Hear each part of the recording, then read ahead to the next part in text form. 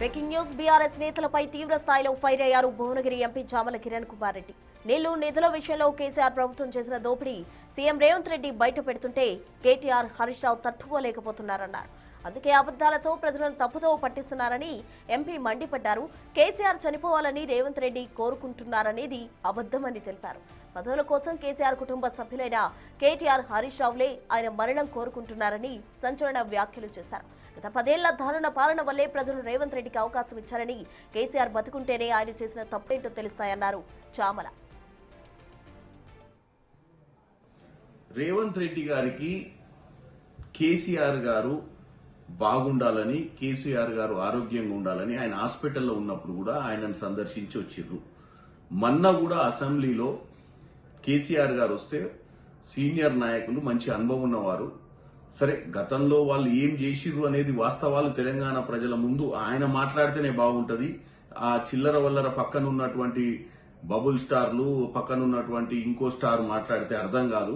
కాబట్టి ఆయన వాస్తవాలు తెలియజేస్తే నిజంగానే నీళ్లు నిజాల మీద ప్రజలకు ఒక అవగాహన వస్తుంది. ఏం చేద్దామని కాళేశ్వరం గడదామనుకుర్రు, ఎందుకు పాలమూరు రంగారెడ్డి ప్రాజెక్ట్ ని జూరాల నుంచి శ్రీశైలం తీసుకుపోవాల్సి వచ్చిందన్న విషయాలు చర్చకు తీసుకురావాలన్న ఉద్దేశంతో ఆయనను ఆహ్వానించినటువంటి ముఖ్యమంత్రి ఈ రోజు ఈ స్థాయిలో ఒక రాష్ట్రానికి ముఖ్యమంత్రి అయిందంటేనే కేసీఆర్ గారు ఆ రోజు అధికారంలో 10 సంవత్సరాలు ఉండి రావణ రాజ్యం లెక్క నీళ్లు నిధుల నియామకాల మీద పోరాటం చేసి బలిదానాల మీద వచ్చిన తెలంగాణను 10 సంవత్సరాలు రావణ రాజ్యం చేసిరని, రామరాజ్యం కోసం, ప్రజాపాలన కోసం ఈ రోజు రేవంత్ రెడ్డి గారిని అధికారంలోకి తీసుకొచ్చారు.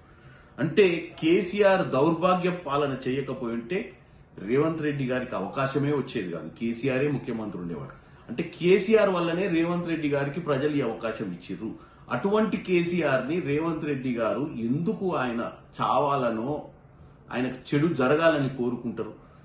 ఆయన కేసీఆర్ ని ఎవరైనా వాళ్ళ మనసులో గాని వాళ్ళ ఆలోచనలు గాని కేసీఆర్ ఒకవేళ అటువంటి పరిస్థితి చనిపోవాలి అని అనుకుంటే వాళ్ళ కుటుంబంలో ఉన్నటువంటి ఇద్దరు కోరుకుంటారు.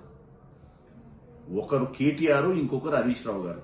ఎందుకంటే ముఖ్యమంత్రి పదవి కోసం కేటీఆర్ మొత్తం పార్టీనే ఆయన ఆధీనంలోకి తీసుకోవాలని హరీష్ రావు గారు తహతాలాడుతున్న విషయాన్ని తెలంగాణ ప్రజలు గమనిస్తారు. కాబట్టి అటువంటి పిచ్చి ఆలోచనలు ఉంటే ఆ కుటుంబంలో ఉన్నటువంటి ఇద్దరే ఉంటారు. ఎందుకంటే ఈ మధ్య కాలంలోనే చూసిర్రు, అడ్డొస్తుందని చెప్పి ఆ ఇంట్లో ఉన్నటువంటి కేసీఆర్ గారి కుమార్తెని బయటికి పంపించినటువంటి దాఖలాలు కనపడ్డాయి. ఆమె కూడా రోజు వచ్చి బబుల్ స్టార్ గురించి, ఆ చుట్టూ ఉన్నటువంటి వ్యవస్థ గురించి రోజు ఎంత గొప్పగా చెప్తుందో తెలుస్తుంది.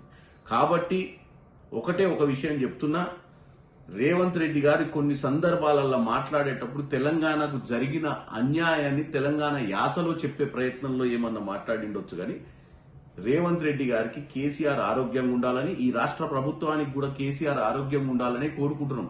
ఎందుకంటే కేసీఆర్ ఉంటేనే ఈ రోజు మనం తెచ్చుకున్న తెలంగాణ 10 సంవత్సరాలు ఏమైందో చెప్పగలుగుతారు. ఆయన రావాలి అసెంబ్లీకి, వాస్తవాలు చెప్పాలని కోరుకుంటారు.